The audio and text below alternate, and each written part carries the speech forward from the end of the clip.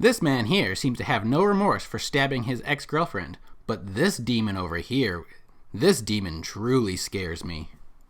Not really. No. But yeah, if you can just speak up, I think we will be able to hear you.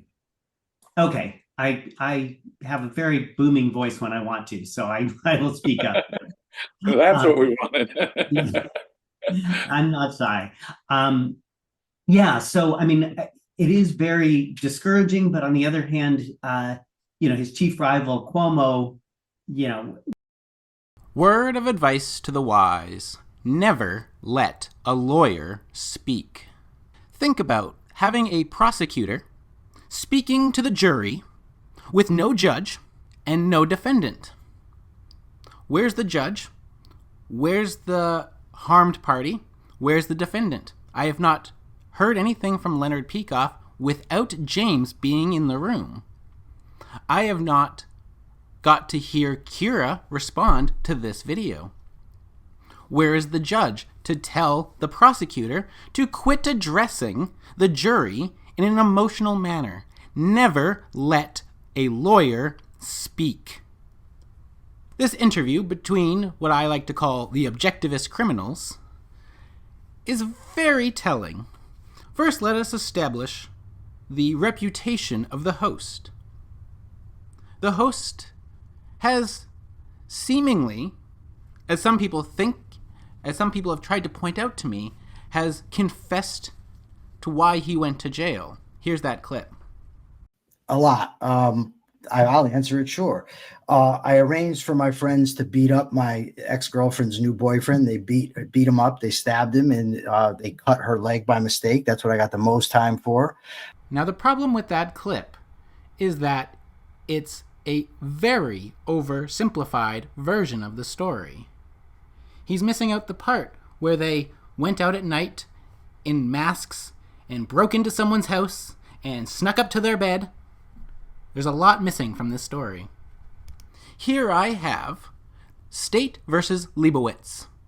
Now, he states in a sense that essentially he just had his buddy go to beat up his ex, or her ex-boyfriend, sorry. It was just, he just wanted to throw a few punches. Let us see what the court has to say on these matters. The defendant, Michael Leibowitz, appeals from the judgment of conviction rendered following a jury trial of burglary in the first degree as an accessory in violation of the general status, conspiracy to commit burglary to the first degree, 2 counts of assault in the third degree as an accessory in violation, conspiracy to commit assault in the third degree, and hindering prosecution in violation of general status. Let us go through the actual backlog of the story. The jury reasonably could have found the following facts. The defendant and Lonnie Rochot, one of the victims, began dating in August 1995. In August 1996, their relationship ended. Rochot and Hector Soto, the other victim, began dating in December 1996, living in an apartment in August 1997. The relationship between the new boyfriend and his ex angered the defendant, which led the defendant to threaten Soto. The defendant, over the telephone, asked Soto if he wanted to fight him. The defendant told Soto that he cared for his ex so much that he would kill for her. Following the conversation, Soto, the victim, believed that the situation was diffused. However, on September 29, 1998, the defendant asked Peter and Brian to come to his house. The defendants also invited Kenny into the house. At the house, Michael asked his friends to give him a ride to go assault Soto. According to his friend, he believed that Michael was frustrated, upset, angry, and determined to carry out with the assault. Between 9 and 10 p.m., the 4 men went to a bar to discuss the plan. After some discussion, the 4 men agreed to drive him to the house and that his friend, Johnson, would knock on the door or ring the doorbell and hit Soto in the mouth. And that one of his other friends would shout to Soto to stay away from his sister. After developing the plan, the 4 men returned to the defendant's house around 10 p.m. The defendant received T-shirts from the inside of the defendant's house used as masks, and then they got into the defendant's vehicle. Not knowing the route following the defendant's vehicle, which the defendant was operating, once near Soto and Rochau's new apartment, Johnson, his friend, exited the defendant's automobile and entered his other friend's automobile. The defendant instructed the others to return to the house after the assault and then depart. His friend backed the vehicle into Soto's driveway to ensure a quick escape. They donned the t-shirts as masks. The three men then approached the unlit apartment. Soto and Rochau had retired early that evening and responded neither to the doorbell nor the knock at the door. The three then tried the door, which was unlocked. Johnson entered first, followed by his friends. They made their way through the dark apartment into the bedroom, where Johnson turned on the bedroom light. Johnson hit and stabbed Soto twice in the left arm, once in the side, once in the leg. The ex suffered a stab wound to her knee. One friend yelled, "Leave my sister alone and stay out of Mansfield." Soto jumped up, and Pierotto hit him in the forehead to prevent Soto from grabbing him. Following the attack, the three men fled the apartment. Rochau and Soto telephoned the police, who arrived at the scene near 11 p.m. Rochau later identified a photo of Argo as one of the men who was in the bedroom during the attack. Should have covered your face, you dumb idiot. Oh, but she hasn't seen his face. Holy hell. One friend drove the other two to the defendant's house and dropped them off. He gave his t-shirt to Johnson and then left. Johnson and the defendant talked in the kitchen, while the other friend received his clothes from the defendant's bedroom. At the police station, the defendant gave several statements to the police. According to his statements, the defendant instructed the others only to slap Soto around and not to hurt Rochau, but he also informed the police that Johnson and Argo had returned to the house and cleaned up and hid the knife and the bloody clothes. The defendant consented to have a search of his attic, where he claimed to have hidden the knife and clothes, but the police recovered neither the t-shirt nor the weapon. The state charged the defendant in a 9-count information. The jury found the defendant guilty of 6 of those counts. In addition to the crimes in which the jury found the defendant guilty, the defendant pleaded guilty to Part B information of committing crimes while released on bond in violation of general status. The court sentenced the defendant to a total effective sentence of 27 years to run consecutively to a sentence previously imposed. So am I to believe that he would call someone, threaten that he's willing to kill them, that person almost gets killed, and then we turn around and we say, oh, we didn't want to hack him up? This is the host of the show, and not even the main focus, but this gives us some insight into what I like to call the objectivist criminals. The next one, James Valliant. The lawyer, the one who would know how to get away with his crimes.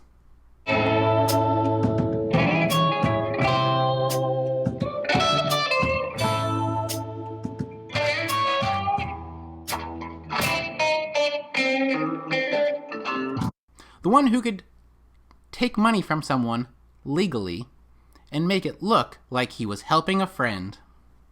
Given that this interview that they are having is about Peikoff's daughter, the young Kira, let me speak from Kira's perspective. Let me just read off of Kira Peikoff's post about what she has to say about James Valliant. June 15th, 2025, Kira Peikoff writes, "Missing my dad today. James Valliant claims that I have turned down my father. Let's be honest, James. I've kept this private, but you don't deserve that." I agree, Kira. I agree. I reached out to my father with a heartfelt, loving email several months ago, telling how much my kids and I miss him and wish to talk to him again. I never heard from my father. Instead, several days later, I received a vicious, coercive, and reality-denying email, which obviously does not deserve my response. Excerpt here. Kira, your father has shared with me the email you sent him on 3/9/2025. He has asked me to contact you on his behalf. I call bullshit, James. I call bullshit. Is this really about love as you claim, or is it just about getting more money from him or from his estate?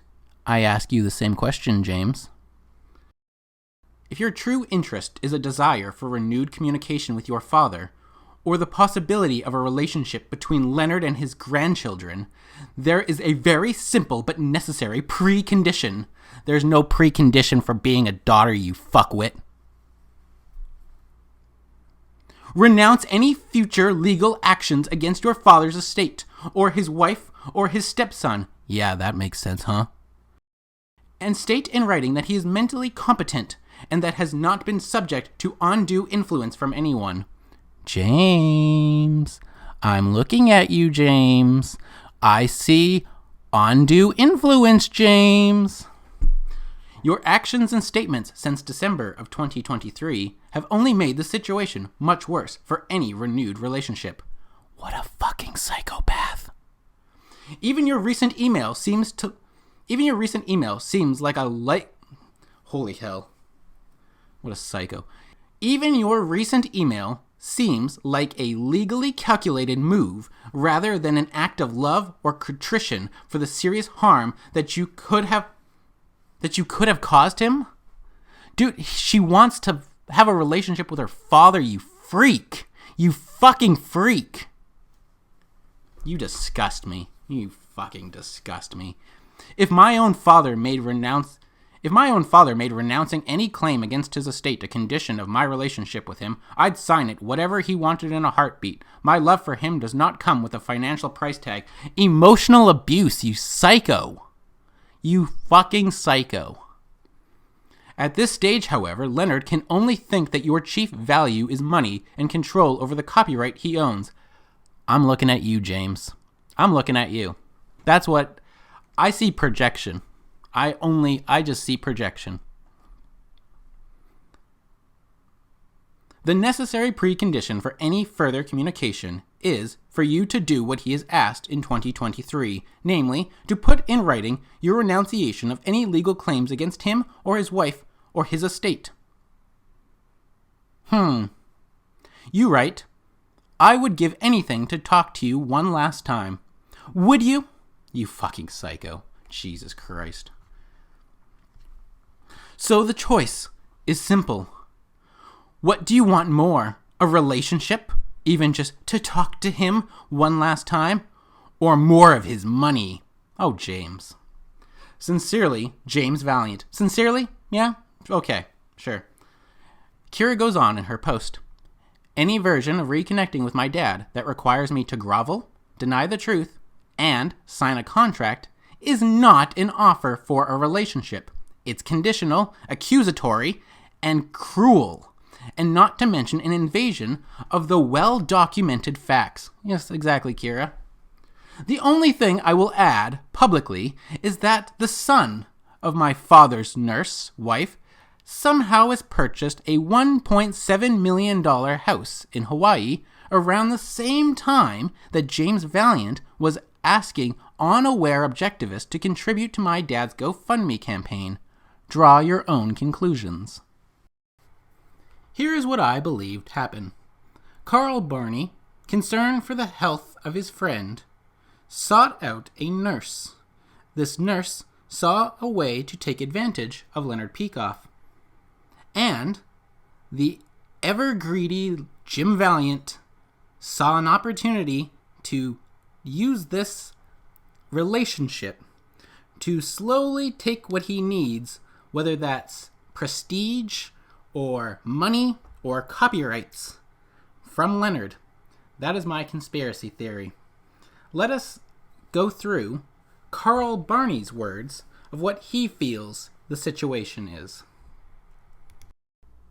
Editing Ryan's update. Upon editing, I came across Carl Barney's website, where he, in November 14, 2024, wrote an open letter, Leonard Peikoff, Kira, and Grace. He writes, I have resisted writing this for months, since the Grace affair has developed into an unseemly circus. I feel a need to speak up after reading Kira Peikoff's Facebook posts and comments. I have facts. I hired Grace for Leonard. I've had hundreds of teachers, but none compare to the masterful Professor Leonard Peikoff. He is the most remarkable teacher I've ever experienced. He teaches with passion, clarity, and sprinklings of delightful humor. His brilliant courses from 1960 to 1980 are still listened to by thousands and re-listened to by me and many others. After Ayn Rand, he is the educator of objectivism. He makes sense of philosophy. He makes sense for me. He makes sense for the world. He changed my life, and he significantly helped me become successful in business and making millions of dollars. He's the main reason why I contributed $40 million to ARI and sat on its board for 20 years. Because of this, I have loved Leonard Peikoff and still do. For the last several years, Leonard has been seriously ill, with at least 3 life-threatening illnesses. He has been in and out of hospital about 10 times in the last few years. This brilliant man and dedicated teacher has aged as we all do. The last few years have been made unduly stressful through abuses and manipulation by various people including Yaron, Tal, and Carla. Perhaps I'll write about that in a later post. Oh, this is juicy. I love this. You're all going down. This affair started in early 2020. I visited Leonard in his home and was horrified. He was despairing and desperate. It was the beginning of COVID, and no one was allowed to go into his senior living apartment. I got in. I'm still not quite sure how, but somehow I did. I found Leonard in a terrible condition. He was alone, clearly despairing, using oxygen with a tank. I feared for his life. I declared that I would conduct a medical intervention. I would call his daughter Kira and a close friend to help him. I was told by his longtime assistant, Shelley, that Leonard would not approve of such an intervention, so I decided to act independently. I researched for a home health care center in his area. I wanted to find an upscaled agency. Working with his assistant and a friend, I found a place. I spoke to the owner of the agency and told her I wanted someone special. I did not want a regular home aide. I wanted an experienced medical professional such as an RN. I was told that that was not possible. Weird. When I told her I was willing to pay double their fee for someone, she said, "I'll research it." So I found Grace Davis RN. I paid the agency directly for her services, and Grace went to work. I was deeply concerned about Leonard, so I stayed in touch, almost daily, with his assistant, who also checked in with him mostly daily. Grace helped him. He started becoming stronger, notwithstanding that he was still so frail, in and out of the hospital, that Grace and her son, Jameson, an EMT, continued tending to him. Remember Jameson. Let us remember Jameson Davis, the one who just purchased a $1.7 million home, somehow. I started to hear from his assistant, also my executive assistant, Shelley, that there was something odd with Grace. She was taking over everything, not only his health, but also his office and his finances. Due to illnesses and medical drugs, Leonard became increasingly susceptible to undue influence. After his move to Rancho Santa Fe, near San Diego, I then heard from Shelley and others that there were conflicts with Leonard's friends. Some were cut off. Shelley was finding it difficult to contact Leonard. After years of regularly scheduled meetings, Leonard was now canceling or forgetting about them. Then, Shelley's access to his computer was entirely cut off. A few months later, Leonard called me. He spoke to me for about an hour. He went into a long diatribe about his former assistant and Kira, how wicked they were. He complained bitterly about Kira. Finally, I said to him, "But Leonard, you've always loved Kira. She is your beloved daughter. Your grandchildren," I said. Something must have happened. What happened before this conflict arose? There was a long pause, and then the line went silent. I think someone had pressed the mute button. After 30 to 60 seconds, Leonard came back on in a strange, non-sequitur way and said, "Well, Kira was always possessive, even as a child." Oh, we know Leonard better than that, don't we? And then he went on to talk about her childhood. Apparently, someone in the room was monitoring and controlling the conversation. There are questions. Have Leonard's funds been managed correctly? How did Grace, a caregiver, become a beneficiary of a very large financial estate? Before his marriage to Grace, was there a prenuptial agreement? Did people subject Leonard to pressure and undue influence when he was ill and frail? Why was Leonard's beloved daughter, Kira, cut off and publicly denounced? Kira filed a legal action because she feared for her father's health, safety, and financial condition. It was a desperately hard thing to do. I agree. Now, due to the resulting stress on the entire family, she has withdrawn her lawsuit. She has done right. To withdraw the suit was virtuous and took considerable courage. The smearing of Kira is disgraceful, and the efforts of James Valliant and others to get involved to raise $20,000 on GoFundMe are shameful. Leonard, 10 years ago, was very wealthy, a multi-millionaire. His wealth, or lack of it, is not and was not the problem. Leonard and Kira and others have been hurt by this horrible situation. They have been the victims. This ordeal is private between Leonard, Kira, and now Grace. Let's leave it alone. Let's not. The best we can do is to love and support Leonard and love and support Kira. She always has been, and still is his beloved daughter. Carl Barney, November 14, 2024. Then they would use Leonard's actual mental state, which is not competent, to slowly take money and property and copyrights from him over time. Kira, noticing this, got upset, came morally and legally to defend her father, but was pushed out by a lawyer with paperwork and a newfound friendship with the wife. Because if anyone was abusing my hero, I would be pissed off. They'd have me to answer to. And I pity the fool who would take Holly on. Well, that's my reason for asking, Jim, because I love you, Jim, but I could believe that you could get duped, right? I could believe it. You're such a nice guy. For those just joining, James Stevens Valliant posted and then deleted a plethora of trolling messages he left here with everyone's responses to them. Because I've seen him delete posts inconvenient to him or Grace or Jay, the nurse and her son, on the Protect Peikoff's page, I figured it would be his MO here. I figured it would be his MO here as well. I was right.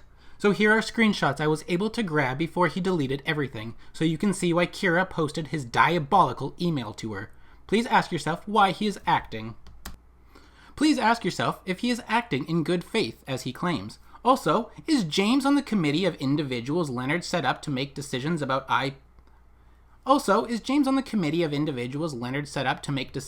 Ayn Rand's IP after he passes? I think we should all be asking James if that is the case, or if he is being considered for that, and if so, if you would mind ceasing to pretend that he has no conflicts of interest here. And you see the best in everybody. You know, when a lawyer deletes things, that's probably not good, right? So we can see here this comment that Kira is responding to has been deleted. That was James, of course. It was a horrible attack. Actually, I'm sure there's a screenshot. I'll find it. Let me see. James that actually said before deleting, "Okay, I don't think this public discussion is good for objectivism." Oh, objectivism. That's what's up to stake here, huh? Do you? Does Kira give a shit? What? Shut the fuck up, James. Your relentless attacks make your disinterest in reconciliation clear. Fuck you. If my dad were being abused or manipulated, I would never have dropped my case.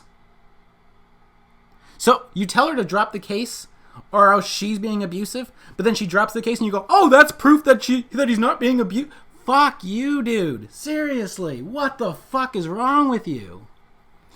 You did not remove any stress from him in doing so. You did not You did not remove any stress from him in doing so, nor did your continuing jihad, what a fucking psychopath, in the Atlantic. I was asked to write Leonard's reply by Leonard himself. Bullshit. He indicated that my reply was perfect bullshit. Relentless attacks? Seriously? You're the one who showed up on my page spewing your typical dishonest, trolling comments. And now you have the audacity to claim what's good for objectivism? And you claim that you want to see a reconciliation while attacking me in the same breath? The jihad in the Atlantic was the simple... The jihad in the Atlantic was simply the truth. Exactly what happened, backed up by receipts in the form of texts, emails, and witnesses. The jihad in the Atlantic was simply the truth. Exactly what happened, backed up by receipts in the form of texts, emails, and witnesses. The fact that you have chosen to ignore or blind yourself to the tragic situation that has occurred in my family doesn't mean it didn't happen. But wait, you wouldn't know that because you weren't there. Okay, you endorse it once more. I will say no more here. You're such a fucking pathetic coward. Haha, you're the one who made this a public discussion by trolling an emotional post. The Atlantic reporter approached Kira telling her he was writing the story with or without her input, because he saw how Leonard's defamatory initial posts on the Protect Peikoff page and wanted her side of the story. Kira provided an unfathomable amount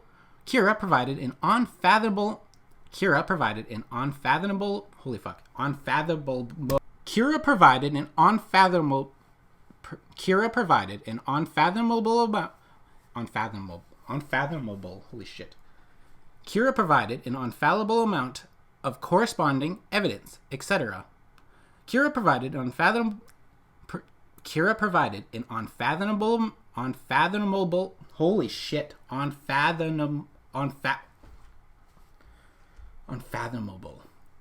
Kira provided an unfathomable amount of correspondence, evidence, etc. The only part of the Atlantic story she can endorse is that which includes her side of the story. Are you panicking yet, James? You're just a very good-hearted guy. I'm not suggesting you were duped. I'm just saying I could see it happening. Holly, on the other hand, I could not see that happening too. No, Holly is very skeptical. And she's so defensive about you. And anything that you care about. I just want to paint the picture, right? Because you want to get the picture from someone else. She was a book publicist, and she had several clients, and one of them was Andrew Bernstein. And if you ever read the acknowledgments in some of his books, he'll describe her as his fire-breathing agent. Right. She is fire-breathing. And if you cross her, I pity the fool who does that. Now, I'm a prosecutor for almost 18 years, so I'm perfectly capable of making negative judgments of people. Believe me. And no, I wasn't suggesting you're not. Guy. But Jim, this is your hero we're talking about, right? You're not an impartial observer in the scenario, right? This is a person that you love. Now, granted, that makes you defend, you want to protect him, but at the same time, you are more, I've seen you, you're not, you don't want to yell at people. You don't want to speak out against people. With Holly, that's not the case. It's so hard to be civil and nice. I think yes, and Holly's wonderful. But for about 5 minutes one day, now I was coming to see you in San Diego, and for 5 minutes one day, I got on Holly's bad side, and it made me question the whole trip. Right? I'm like, oh my God, but it's a good characteristic, and I'm not saying one is better than the other, just that you and Holly are not the same when it comes to the pit bullness of the way that the two of you behave. She is, I would say, if anything, she is more aggressive. She's competitive, she's aggressive, she's intelligent, she's hard charging, and she is super skeptical of people in a way, you're right, that I am not. I will give people the benefit of the doubt. Much more easily. But that doubt can be overcome. I've had more than one break in my life with people. But Holly is usually right. Let me put it this way. If this is the direction you're going in, she usually picks up on that way before I do. And she'll say, right. I told you. And so she's super skeptical, and she's really hard to convince about things. Yes. But she has she, far from having any, qualms about Grace, she and Grace have become like besties. Yes. You go out together and have lunch and go shopping together, and Leonard will call me up in the afternoon. Where are our wives? We've got to that point in our relationship. So as much, Jim, as I want to, And suddenly they're going on trips and going out shopping together. And no one has heard from Leonard Peikoff by himself. Someone is always standing over his shoulder, telling him exactly what they want him to say. This is not proof of safety. There is no evidence that Leonard Peikoff believes any of this. This entire interview of James, this interview between James and Michael, is a one-sided story. A one-sided story told to you by a prosecutor, a man whose job it is to tell stories to juries, to make emotional appeals, to try and convince people to listen to him, even if it's not true. That is his job. And suddenly, he is best friends with the woman who decided to marry someone almost 50 years her age, and suddenly her son, a deadbeat, has a $1.7 million home, while Holly, James's wife, is going on nice shopping sprees with Grace. You tell me, does this sound right? Or does this sound like objectivist criminals telling their story in order to get away with robbing Peikoff blind? Let's hear this from the mouth of James himself. I think it's quite incriminating, actually. Let's go through that and listen to exactly his quote-unquote side of the story. Following that, I'm just going to share up some of the comments that he's left on Kira's post and the feelings that other people have about him. It was Carl Barney, because when Leonard got sick, Carl Barney recommended. and who's Carl Barney? Carl Barney is the person who finances the Prometheus Foundation. He's a very wealthy financer. He used to be a financer of the Ayn Rand Institute, but there was a falling out between the Ayn Rand Institute and Carl Barney. 8 years ago, he threw a party in my honor when my book on Christianity came out. And when a rich guy, throws you a party in your honor, you go. And it was a really cool party. But I decided not to have any further interaction with him even back then, even though Leonard was still in touch with him. So my judgment, you see, can be very skeptical about people.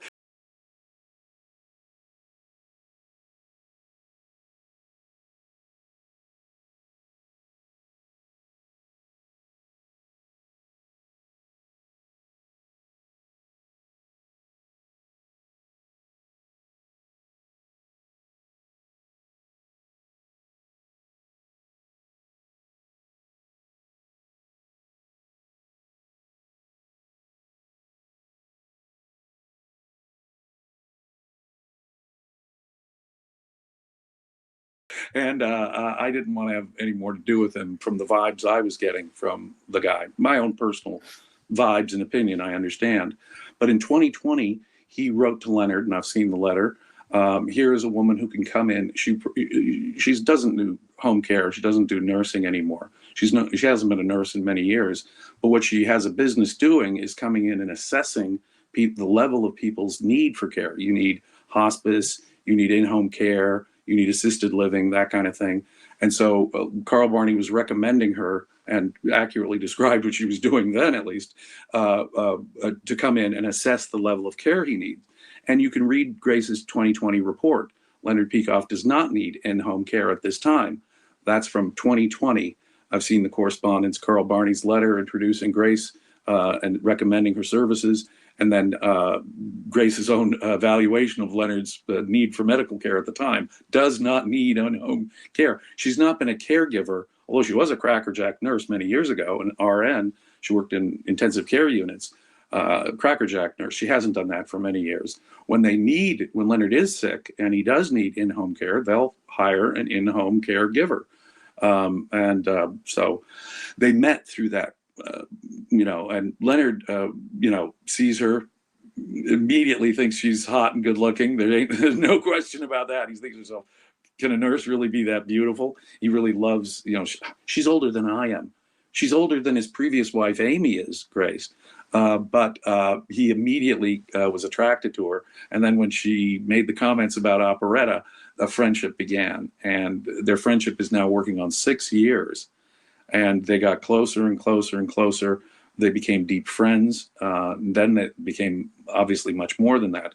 Leonard proposed to her 4 different times with her turning him down. And the last time it was because of Kira's hostility. She said, oh, well, we can still be more than intimate friends, but why get married and irritate your daughter who obviously doesn't like me? It would only irritate her. And Leonard was the one who put his foot down. He insisted on marrying her over Grace's reluctance. But you can see what I mean by Leonard being the dominant one in that relationship. But she said yes, because my gosh, that woman, she worships Leonard like Holly worships me. That's the only way I have of putting it.